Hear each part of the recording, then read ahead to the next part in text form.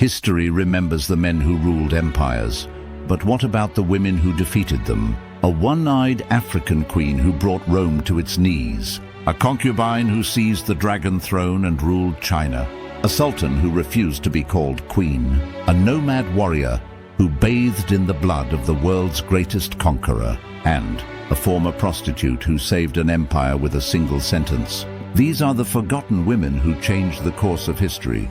Welcome to Lost Ancient Stories, where we bring you the history of the world's most powerful women.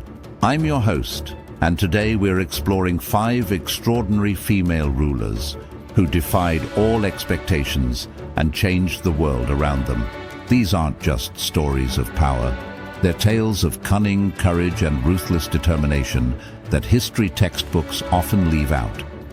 Let's begin our journey in ancient Africa, where a one-eyed queen faced down the might of Rome itself. The year is 25 BCE. Rome has conquered Egypt, and Emperor Augustus has his eyes set on the wealthy kingdom of Kush in what is now Sudan. The Romans expected an easy victory.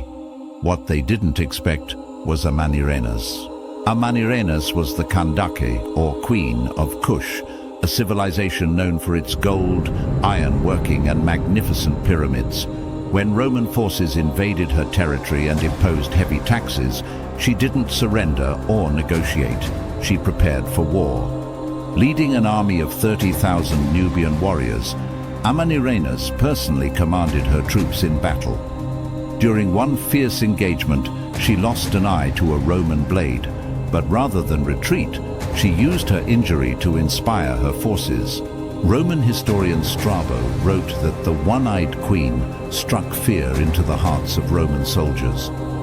With her distinctive appearance and fierce determination, she became a living symbol of Kushite resistance.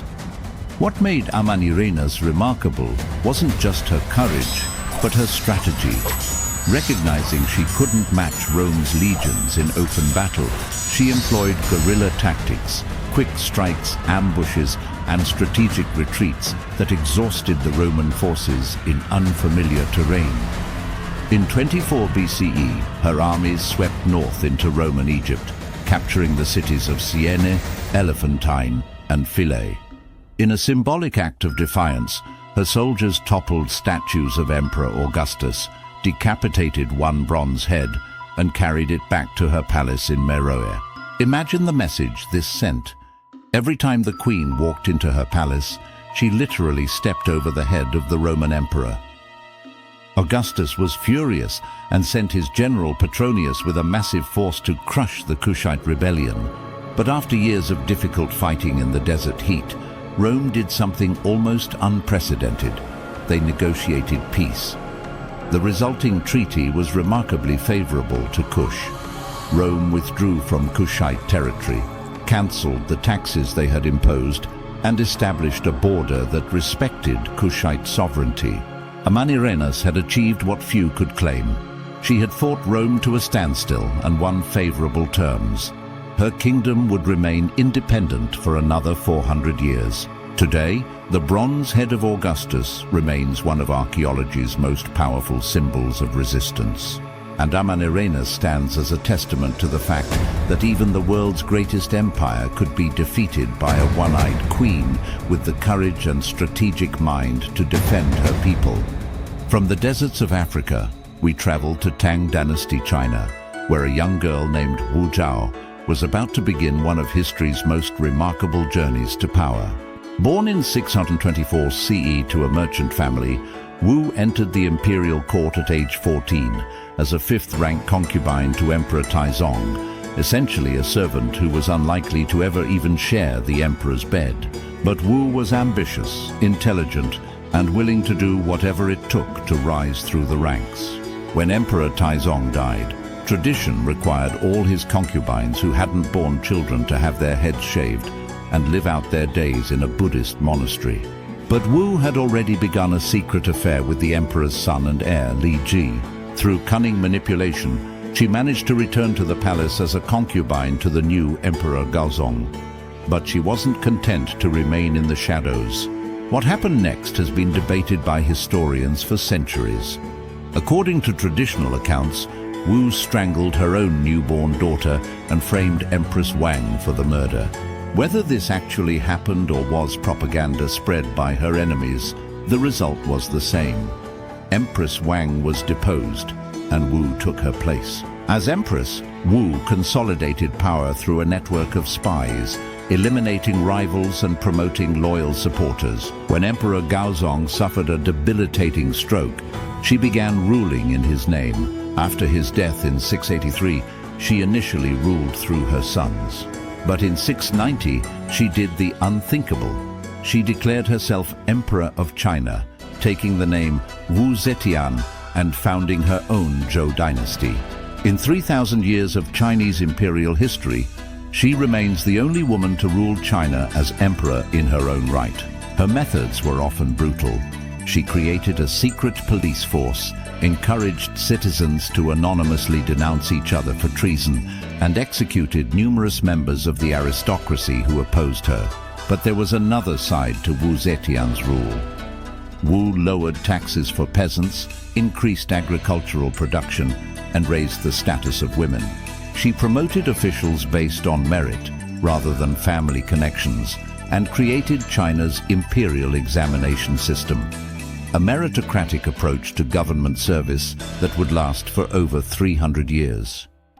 She supported Buddhism when it was still gaining acceptance in China, commissioning temples and artwork that survive to this day. In 705, at the age of 81, a palace coup finally removed her from power. After her death, many of her accomplishments were erased or diminished by Confucian historians who were horrified by the idea of a female ruler. Even her tombstone was left blank, the only unmarked imperial tombstone in Chinese history.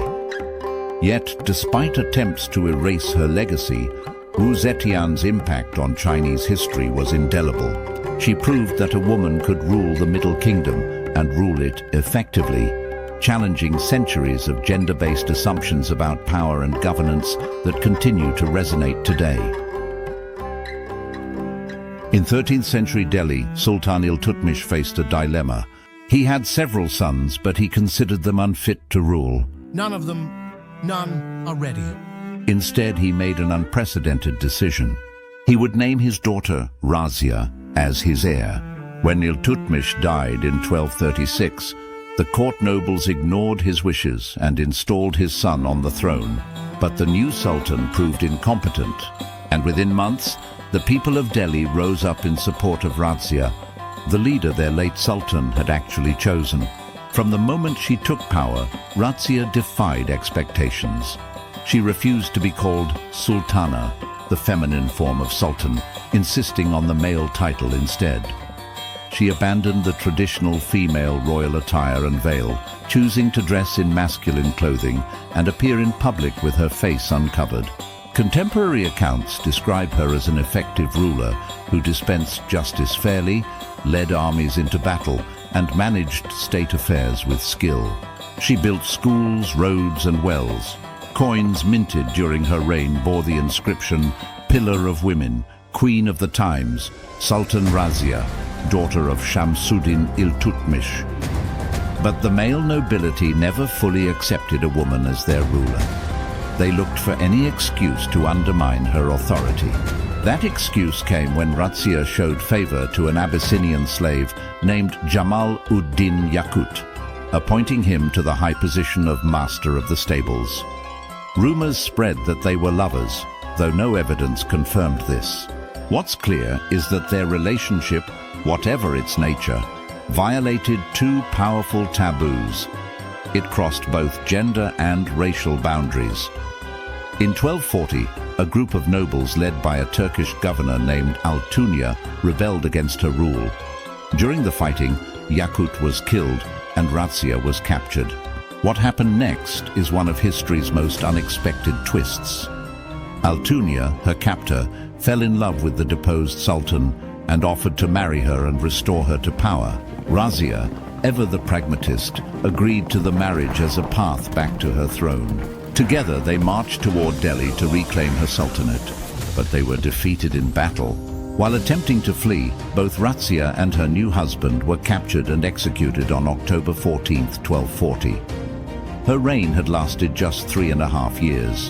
Razia Sultana's brief rule represents a remarkable moment in medieval Islamic history.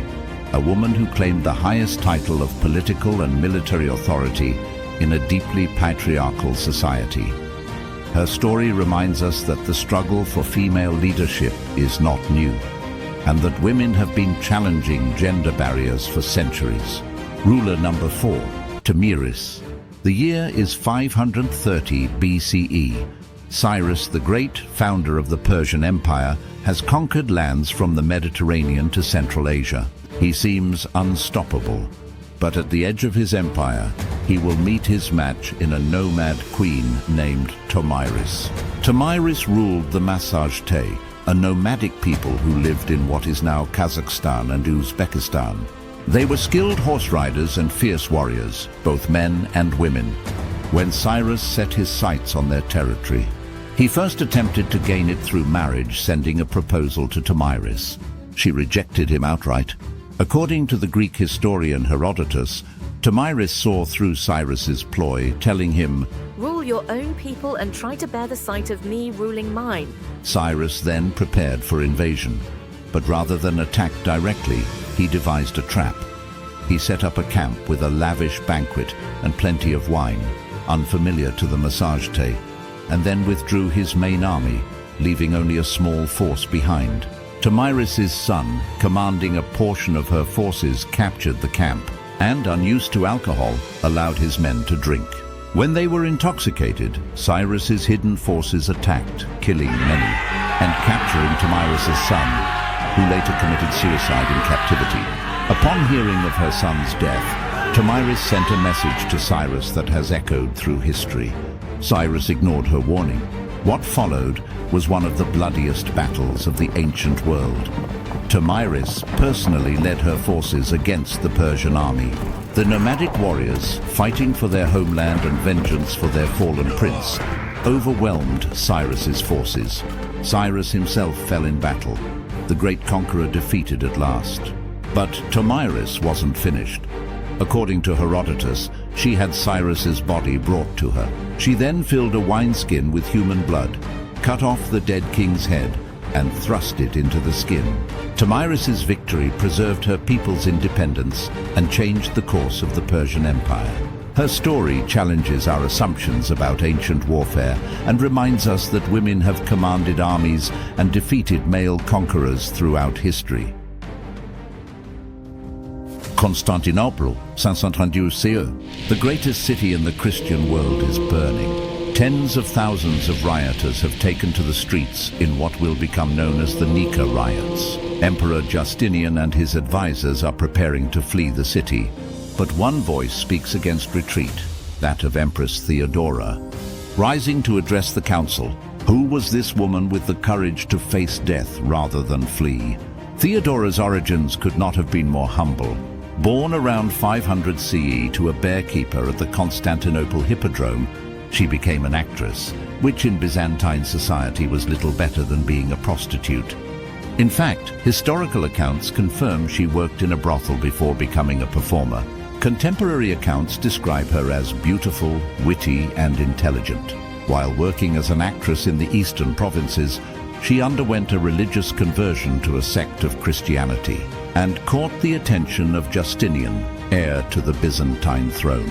Their attraction was immediate and powerful, but there was a problem. Roman law forbade high officials from marrying actresses or prostitutes. Justinian's solution: he changed the law. In 525, Justinian convinced his uncle, Emperor Justin I, to revoke the old law, allowing him to marry Theodora. When Justinian became emperor in 527, Theodora was crowned as his equal co-ruler. As empress, Theodora used her power to improve the lives of women. She shut down brothels and created homes where former prostitutes could live in safety. She expanded women's rights in divorce cases and passed laws allowing women to own property. Most significantly, she created the world's first laws against sex trafficking, imposing the death penalty on those who forced young girls into prostitution. She delivers one of history's most famous speeches. Her words changed history. Justinian stayed, crushed the rebellion, and preserved his empire. Today, Theodora is immortalized in the famous mosaic at the Basilica of San Vitale in Ravenna, Italy. She stands adorned in imperial purple and gold, her gaze direct and confident, a far cry from the bearkeeper's daughter who once performed for crowds. Her life represents one of history's most remarkable social climbs, from prostitute to empress, from society's lowest rank to its very pinnacle. But more importantly, her courage during the Nika riots saved an empire. Had Justinian fled that day, the Byzantine Empire might have collapsed, changing the entire course of European and Middle Eastern history. 5 women, 5 different cultures and eras, each shattered expectations and changed the course of history. Amanirenas, who defeated Rome with one eye and buried an emperor's head beneath her feet. Zetian, who rose from concubine to emperor and reformed a nation. Razia Sultana, who insisted on being called Sultan and challenged gender norms in medieval India. Tomyris, who fulfilled her bloody promise to the world's greatest conqueror. And Theodora, who declared that royal purple makes the noblest shroud and saved an empire with her courage. Their stories remind us, women have always led, fought, and shaped our world. Which ruler was most fascinating? Comment below. Enjoyed these stories? Subscribe to Lost Ancient Stories for more on powerful women who dared to change the world. Next week, we'll explore the life of another extraordinary woman whose name you may not know, but whose impact we still feel today.